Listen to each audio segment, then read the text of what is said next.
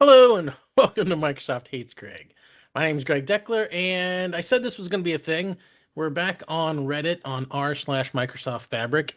We're going to be taking a look at all the fun threads on r/Microsoft Fabric.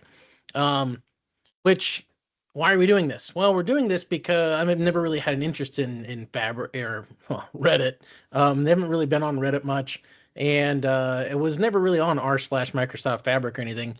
But then, I found it because there was a spike in one of my videos, and so I tracked it down to r/Microsoft Fabric, and I there was some discussion. I made an apology video, like went out of my way to make a very sincere and honest apology video and say, hey, let's just bury the hatchet. Let's let bygones be bygones. And then the mods at r/Microsoft Fabric banned me for apologizing and saying, hey, how about we bury the hatchet and let bygones be bygones? Like, what kind of people do that exactly? Like somebody comes to you and like offers their hand and says, hey, I'm sorry. Let's let bygones be bygones. And then you spit in their face and slap their hand away, right? Like, like, you got to be the most horrible, disgusting human being in the world to do something like that, right? I mean, so we're going to make fun of them. By highlighting all the bad shit that goes on within Microsoft Fabric and gets posted here. And it's the majority, it's like 90% of the content is just people like, why doesn't this shit work in Fabric? So we're going to go through it all, right? And but before we get started on that, like, I mean, after 2.5 years, they haven't been able to make a very modest 20,000 subscribers, right? Like, I have far more followers on LinkedIn than Microsoft has on Microsoft r/Microsoft Fabric in over 2.5 years. I mean, that's pretty sad. And then what is this? That is not the logo. Like, what is that exactly? Like, it's cut off. Like, here's the logo. Like, why are what kind of moderators are on this? They can't even get their own Fabric logo correct. I mean, that's god awful, right? So I just if this sums up Microsoft Fabric right here, that's how bad it is. All right, so let's get into this. VS Code local development calls peak in capacity. So basically, they're using VS Code locally, and this was recommended by this one guy. He's like, "Oh, if you want Fabric to work, then you have to use VS Code in dev containers and this and that." Except that apparently it actually causes CU spikes in usage, even if you're just using it locally. Um, it's just the craziest thing. And then the person's like, well, it looks like you have plenty of capacity. You're like, well, yeah, it's because it's a trial. It's F64, but I want to go to an F2. And I can't have these CU spikes every time I just open up a local project. Why is it spiking my CUs on my Fabric capacity, right? So yeah, there you go. But it does because that's Fabric for you. Data modeler tools for Fabric Data Warehouse. It's crickets, right? Which data modeling tools in the market are compatible with Microsoft Fabric Data Warehouse? None of them. Okay, and that's why there are no comments back on it. Let's see, Synapse migration. They want to try to migrate from Synapse. They have to migrate pipelines, data notebooks. It's all manual. They're like, hey, is there any automatic? Nope, it's manual. It's all manual. So that's the answer for that one. Error when using Fabric agent and Copilot instructions. Yeah, it's not supported. It's a known limitation, so bug, whatever. Yep, can't do it.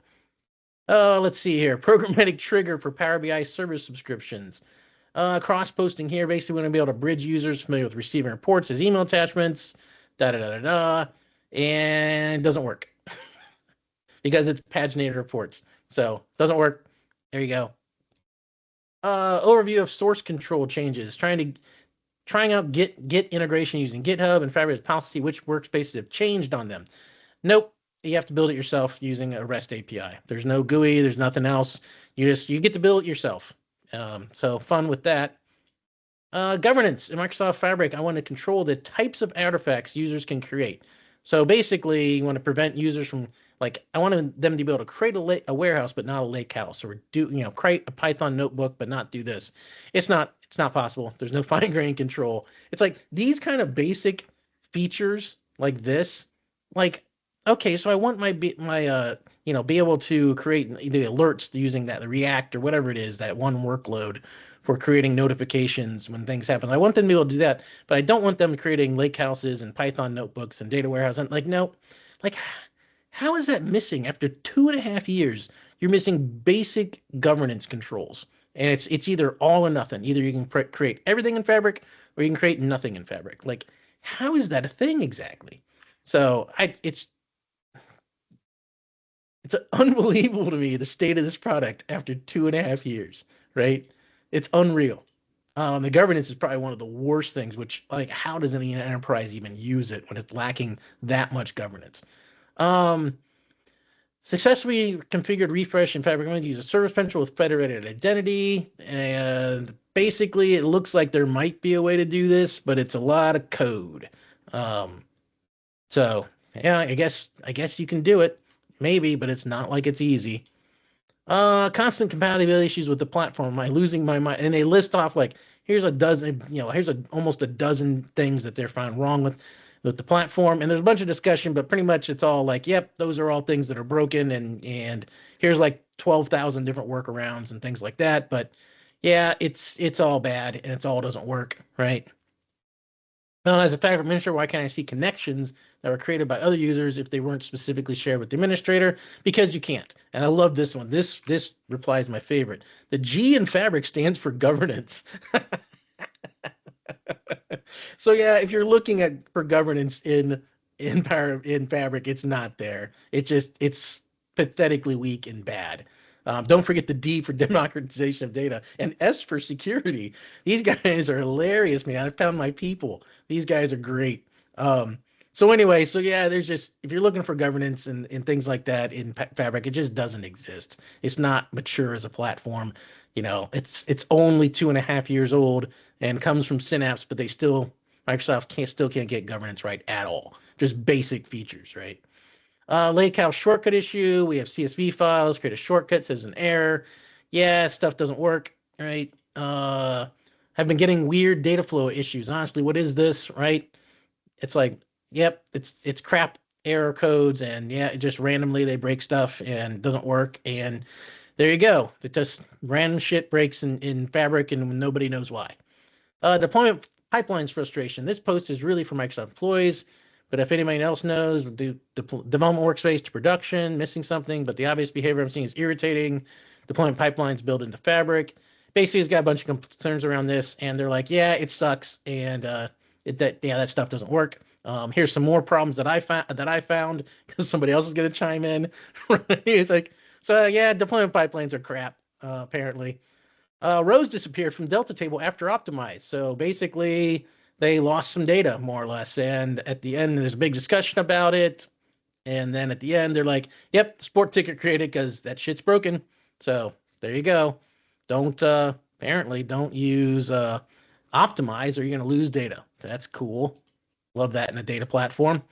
Well, we pay extra for row-level security on OneLake. Yep, you do, and there's nothing you can do about it, so shut up. That's the answer, right?